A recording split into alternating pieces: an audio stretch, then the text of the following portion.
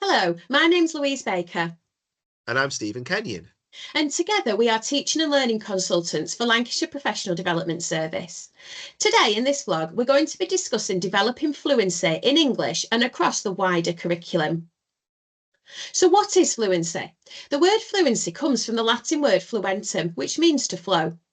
And fluency is reading with and for meaning, and any instruction that focuses primarily on speed with minimal regard for meaning is wrong.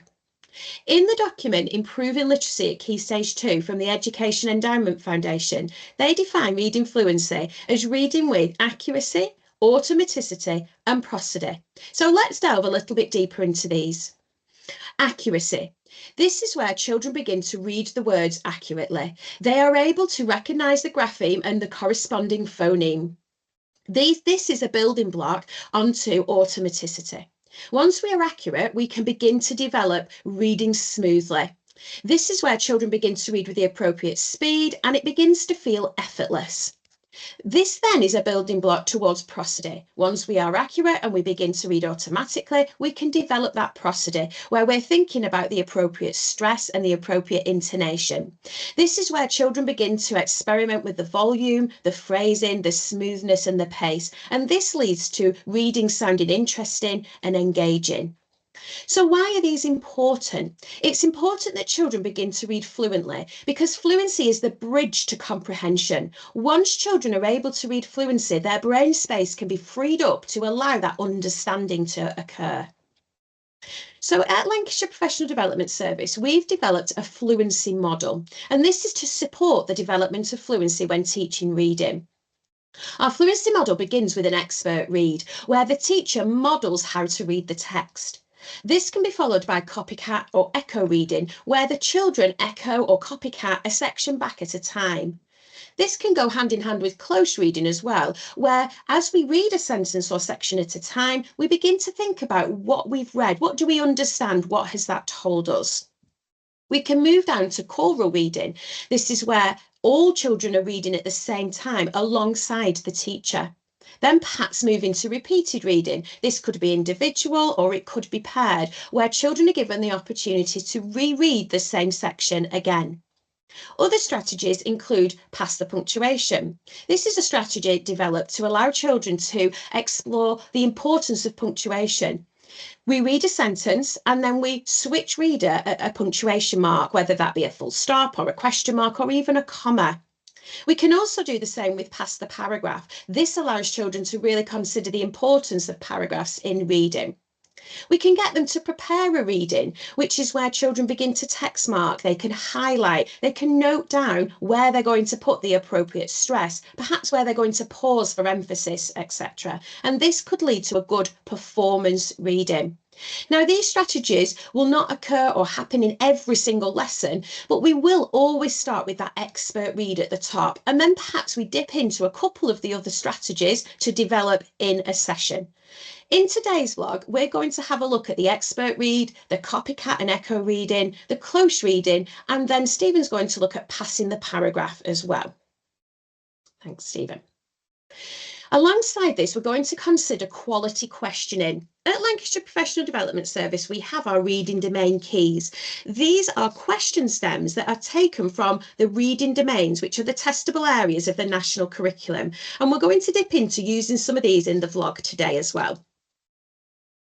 So it's important to consider thinking about the text selection across your curriculum, whether you're looking at an English lesson or whether you're looking in a geography lesson, for example, the quality of the texts are really important. And for the purpose of this first part, we're going to have a look at this lovely book, which is called The Wonder Garden. And in here, there are various sections which look at lots of different biomes. And for the purpose of this, we're going to have a look at the section on the Amazon rainforest.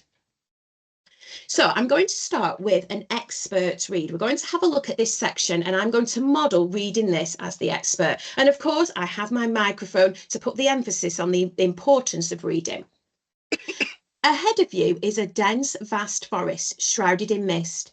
The air starts to thicken, the temperature rises and the humidity makes you feel clammy and sticky. With every footstep, the foliage multiplies until it begins to dwarf you. The horizon becomes obscured by plants and the sunlight that reaches the forest floor is dappled. You look up and see that you are shadowed by a giant canopy of trees that tower overhead. Soon you stand alone, swatting and swiping at insects and listening to the howls and hoots of the animals hidden in the undergrowth. You have arrived in the Amazon, the largest tropical rainforest and one of the richest concentrations of life on Earth. Home to more than 5 million species of plant, insect and animal, and over 1,500 of the world's bird species, the vast size of this habitat is hard to imagine. Carving through the rainforest's heart flows a spectacular life source, the Amazon River. More than 6,400 kilometres long, it contains more than 2,000 species of freshwater fish in its waterways and tributaries. Okay.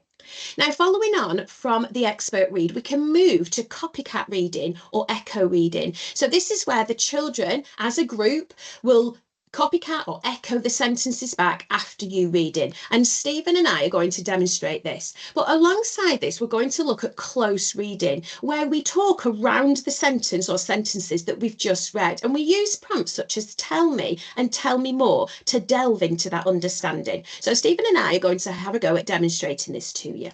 Okay. Ahead of you is a dense, vast forest shrouded in mist. Your turn, Stephen. Ahead of you is a dense, vast forest shrouded in mist. So, Stephen, tell me, what do we know from that first sentence? Well, we know the forest is dense.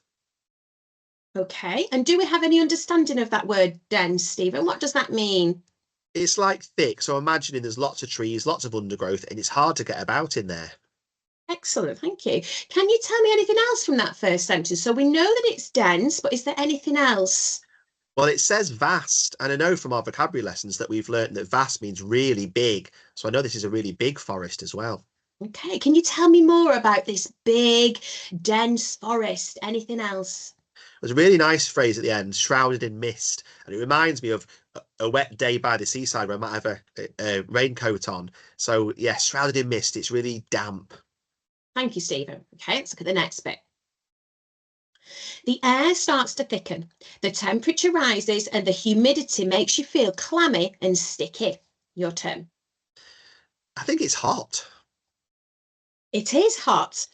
Okay, how do you know that? Tell me more. It says the temperature rises, so that suggests that it's a hot place, and also humidity, which suggests that it's, like hot and wet, so sticky and clammy as well. We've got some good understanding of the vocabulary there, Stephen. Thank you. Okay, and obviously Stephen's alluding to the fact there that we've perhaps unpicked some of that vocabulary beforehand, before we read. We've pre-taught some of that vocab, and we could continue that through with the next few sentences. Choosing a section where you can really delve into the understanding is important. We wouldn't do this with all of the text, just a certain section. So you would carry on reading a bit more, the children echoing back, and then using those prompts of tell me and tell me more to really delve into that understanding. Okay, thank you, Stephen.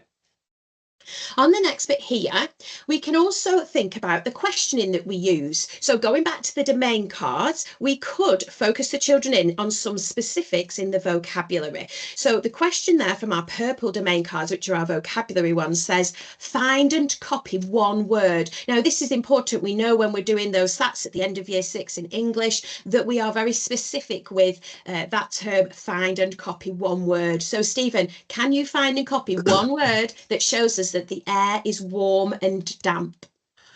Well, I like the phrase clammy and sticky, and that helps, but if it was just one word, it would be the word humidity. Okay, thank you, lovely. Okay, the next question is a bit more of an inferential question where we're thinking about the impression. So these come from our blue reading domain cards, which all develop inference.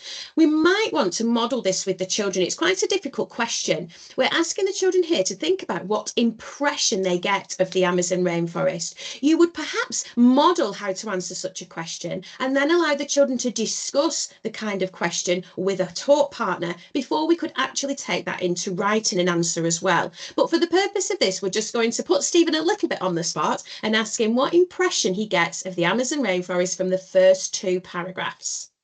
I get the impression that the forest is really big. It's massive. It's vast. It's full of giant trees. It's hot. It's damp. And there are loads and loads of insects, birds, and animals there. Thank you, Stephen. And as you can see, Stephen did draw back to the language that's used in the text as well. And of course, that's what we want the children to do. So the final question that we're going to have a look at is looking at a true or false question. This comes from our retrieval section, our green domain cards. So this is where we're asking the children if a statement is true or false, but most importantly, can they give evidence to support that opinion? So the statement here says the Amazon rainforest provides a small home for a few animals. Is this true or is this false, Stephen? I think it's false. And how do we know that, Stephen? What's the evidence to suggest it's false? Well, we know the rainforest is vast. In fact, it's more than 6,400 kilometres long. And we know it's not a home for a few animals because there are more than 5 million species of plant, insect, and animals within that forest. Excellent. Thank you, Stephen. And you can see there that Stephen really did use the factual information that is in this text. Of course, if this is a geography lesson, that's the information that we're wanting the children to really unpick and understand, isn't it? So that they're getting that real picture of what it is like in the Amazon rainforest. Okay, thank you, Stephen. I'm going to hand over now to Stephen, who is going to have a look at developing fluency within primary history. Thank you, Louise. It's very interesting because we've just been looking at a place and developing our understanding of a place. We're now going to have a look at a person and develop our understanding of a person.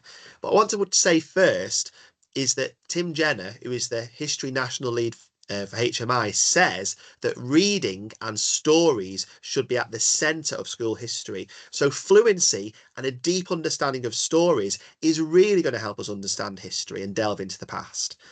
In the report, Rich Encounters with the Past, Ofsted state, the power of stories to support children to access unfamiliar content is well established. This might include fictional stories that can develop knowledge of concepts such as justice.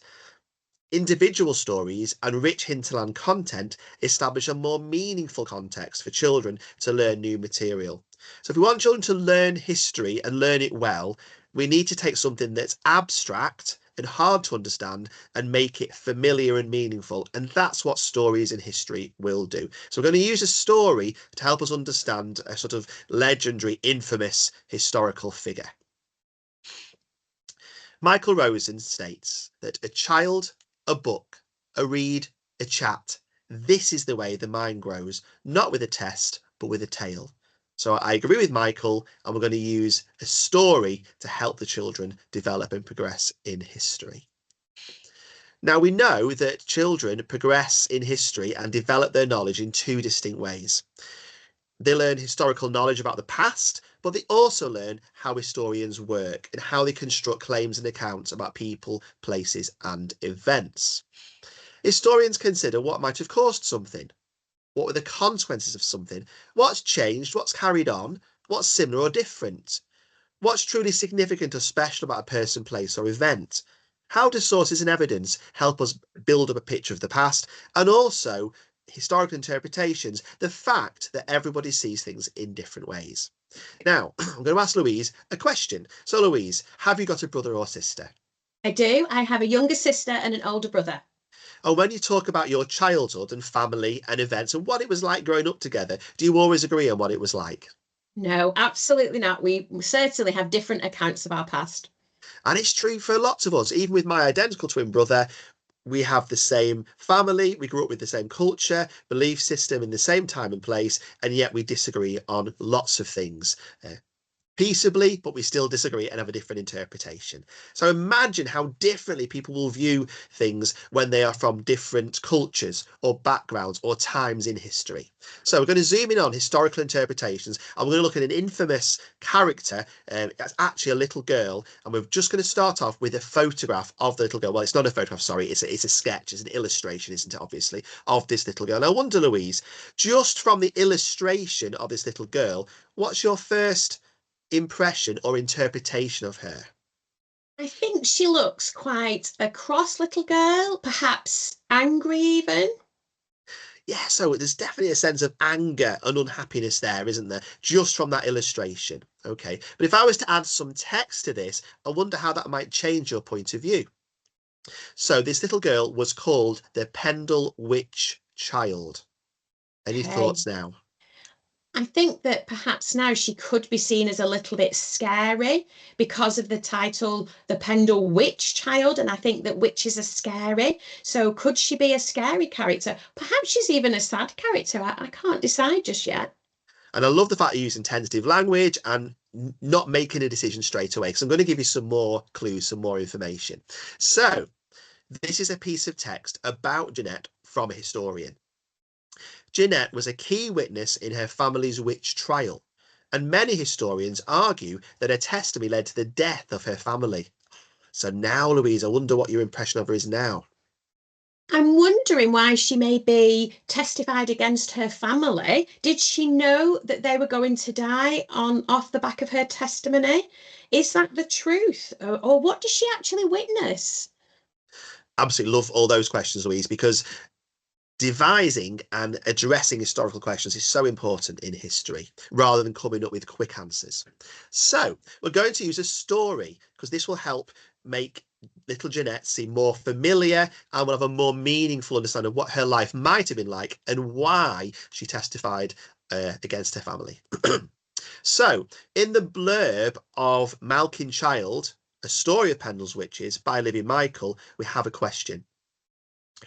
Wouldn't you like to save your family, Jeanette? So that's an interesting question, isn't it, that may have been put to the little girl. Jeanette's family all believe that they are witches. Other folks think they are too. But 1612 is a dangerous time to be a witch. When her family are imprisoned and put on trial in Lancaster Castle, Jeanette's evidence will help to decide their fate. So I wonder what that blurb is suggesting now about this little girl, Louise. I'm wondering whether she's been tricked. Did she know that her evidence would decide their fate? If they all said that they were witches, she knew they were witches, they claimed they were witches. So did Jeanette know that they would be put to death?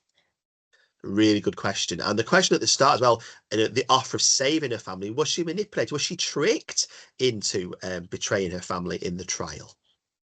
So we're going to use a tentative language prompt just now. At first I thought, but now perhaps. So as I lead Louise through this section, I really wanted her to think and refine her hypothesis or her ideas about what Jeanette was really like. So we're going to read a section towards the beginning of the novel called Our Alison, and this is about Jeanette's big sister, and it's about their relationship and how the two of them are sent out on the streets to beg by their mother. Now we're going to use past the paragraphs. We're going to imagine I've already done the expert read. Now we're going to focus on getting the children to swap reader when we're passing the paragraph, and the opportunity is here for children to understand where paragraphs begin and end and what their purpose is within a text. So I'm going to start, and then once the paragraph ends, Louise is going to step in, and this could be teacher in class or teacher and individual pupils. So this is narrated by Jeanette, the youngest sister in the family. She was the oldest and I was the youngest, but we had to share a bed. Her feet were always cold and she used me to warm them up on. Then she'd start moaning and I'd be left wide awake and freezing. Her main job was to go out begging. She never liked it though. She said it made her feel poorly. Oh, Ma, I'm feeling right poorly, she used to say, but Ma wouldn't have it. Get your shawl on, girl, and get on the road. Fresh air will do you good. She took me out with her when I was small because she said it was useful having a little one with her. Lady, spare a penny for my little sister, who's sick. Can you spare us a cup of milk? My little sister's failing fast. And I stand there looking sorry for myself, which wasn't hard when I've been out there all day in the cold and wet. Thank you, Louise. So obviously here we have this little tale, little anecdote about the two sisters. And what is this revealing about Jeanette? We've thought she might be angry, scary, she might have betrayed her family, but what thoughts and impressions do you get about her now, Louise? Well, as you've said, at first I thought that she was angry and perhaps scary. But having listened to this part of the text, I'm wondering now if she's just a vulnerable little girl. She obviously has a difficult life. They have to go out begging, her and her sister. They don't want to go out begging. And I know that because it says that she was feeling sorry for herself because she's wet and she's cold. So if they're begging, they've obviously not got very much money. So I'm starting to feel a little bit sorry for her. Yeah, me too, I think. And Who hasn't been wet and cold and felt sorry for themselves at one point in their life, particularly in Lancashire? So we're going to explore close reading, but we're also going to explore vocabulary. And you'll have noticed when I was discussing the Amazon rainforest, I understood what vast meant. I understood what humidity meant. And so now we're going to teach some vocabulary and pre-teach it so that children, when they read the story, they'll have that increased comprehension. So I'm going to introduce another character into the story. This is later on after the trial. And we've got a servant woman who is nicknamed Hatchet Face. And we know that a hatchet is a tool with a blade that cuts, which is attached to a short handle. It's like a small axe. We're going to use the phrase more or less, which means approximately or more or less the same as. And we're also going to discuss pursed lips. When someone's lips are pursed, it's a facial expression that conveys disapproval, doubt, or tension. So I wonder what these words suggest about Hatchet Face Louise and what impressions this gives you of her. Maybe two different impressions. Well, the fact that she's called Hatchet Face, that makes me think about what does her face actually look like? Is it a physical description? So has she got perhaps cuts on her face that make her look harsh? But I suppose it could also be about the way that she acts, the way that she behaves, the way that she speaks. Is she quite cutting and harsh? That's the impression I'm getting. Also, the use of the term pursed lips, that makes me think that she's always disapproving and she's perhaps quite an angry character. She doesn't sound like somebody I'd want to come across. Exactly. So is she this cutting, harsh woman who always disapproves of people? We're going to find out and talk about it. So as we continue to reflect on Jeanette and now Hatchet Face, we can use some more tentative language. So perhaps, or I'd like to know, I'm not sure, but, or I was wondering whether. So I'm going to read part of the text for us to close read and consider, and then carry on. I came down the rest of the stairs until I was standing 3 from the bottom. I could more or less look Hatchet Face straight in the eye. I want to go home, I said. So Louise, let's think about Jeanette again and Hatchet Face and how this text enhances our understanding of the characters. Well, I'm not sure, but I think that perhaps when Jeanette has come down the stairs, she's obviously smaller, a lot smaller than Hatchet Face, but she stands 3 steps from the bottom so that she can look Hatchet Face straight in the eye. That makes me think that perhaps Jeanette's quite brave because she can look her in the eye. The fact that she says, I want to go home, that's something that we expect children to say who are happy at home. So that then makes me think about the fact that we know she betrayed her family, but she wants to go home. So it makes me think about, did she really want to betray her family? Because she obviously wants to be at home. She doesn't like where she is. She wants the comforts of home. That's lovely, and it's really nice, isn't it, as we work like historians, to think of a character that could be seen as scary or spooky or angry, actually is someone we feel sorry for and someone who says things that little children say and tries to be brave.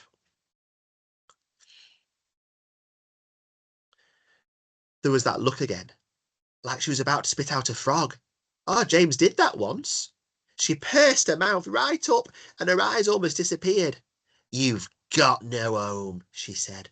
Haven't you heard? They've hung all the witches up on the moor. We're thinking about Hatchet Face now, a little Jeanette. That's very cutting, isn't it? And what we thought about Hatchet Face, I think that backs up her saying there that you've got no home. That's very harsh, isn't it? And if that's the way that she's telling Jeanette that her family have all been hung, that's terrible. So it's backing up what I already thought about Hatchet Face. And I'm starting to feel sorry for Jeanette. I mean, especially when you think that this is a little tiny girl who's had to climb up 3 stairs to look her in the eye. Yeah. So we're going to carry on with probably the most dramatic bit of the book and consider again interpretations and impressions of Jeanette and the situation she finds herself in from these few paragraphs. It's entitled The Worst Thing Ever. For a minute, my lips wouldn't work. And then I said, What? What did you say? And no, that's not right. There was a roaring noise in my ears and everything turned upside down and then the right way up again. I don't remember very clearly what happened next, but one thing I do remember, they're demons. I could see them clear as day. Dandy Ball, Tim and the nameless one stood with me on the stair, all in the shape of hounds. They were with me when I leapt on her. We went straight for her throat. Hatchetface fell back shrieking and everyone came running. Okay, so a very dramatic bit of text there, Louise, but I wonder what developing impressions and interpretations of Jeanette you're now making. Well, she's in a terrible situation, isn't she? And I feel very sorry for her. At the beginning of that section, it says it's the worst thing ever. You can't imagine receiving that news. And she's obviously clearly upset. But then that upset seems to turn to anger, doesn't it? And these demons appear. And then she does seem to launch herself at Hatchetface. But you can totally see why she would launch herself at Hatchetface. So you have that understanding from reading this as to why she's behaved the way that she did. And that's a beautiful extended response, Louise. And actually, if children struggle to give that, we've got these book talk bubbles and we can ask questions like, tell me more about that. And can you extend that idea for us? I'm going to use the red bubbles now with Louise. And obviously, Louise has this very compassionate view of this little girl in this terrible situation. But what might another child think about her when they've read this section, as well as being in a terrible situation and very, very upset? They might think that obviously she's had a terrible situation has happened to her and that she's obviously attacked. But if you just read this bit on its own, you might think that she was the vicious one, she was the violent one, she's the one who was attacked. But without having the other information that we've already learned, we could have a very different opinion of it, couldn't we? So you can see how different people would have a different opinion of poor Jeanette. Thank you. And I love the fact that you've mentioned going back to previous excerpts. And that's what we might have to do. So you might get a child, because Jeanette's just done something aggressive, they might then decide that she's a baddie. But actually, let's look back and think about what's been said to her and why she's behaved the way she's behaved. And this rich delving into the story is really going to help children develop their understanding of historical characters. I'm going to move away from those kind of shallow, superficial understandings and comments about people. We're going to move away from stereotypes to respecting people from the past and really starting to put ourselves in their shoes. I think what might this have been like for them? And obviously none of that will be possible without developing that fluency as we approach the story. Okay. Thank you for that, Stephen. That was really good. Hopefully you have got some top tips there on how to think about teaching fluency across your curriculum. If you are interested in our resources, we have a website, which is our LPDS website. And on here, there are plenty of free resources that you can access, whether it's the teaching and learning in English or maths or assessment or science. And of course, our foundation subjects such as history and geography. You can find lots of resources. We have a directory on there that has all our vlogs that we have recorded, which are free sound bites of CPD that you can share with your staff. In the history and geography section, there are also some key book lists in there, which will help point you to those quality historical fiction texts and geography texts. So thank you very much for listening, and we hope that we've helped you there develop some of your fluency across the curriculum. Thank you. Thank you, everyone.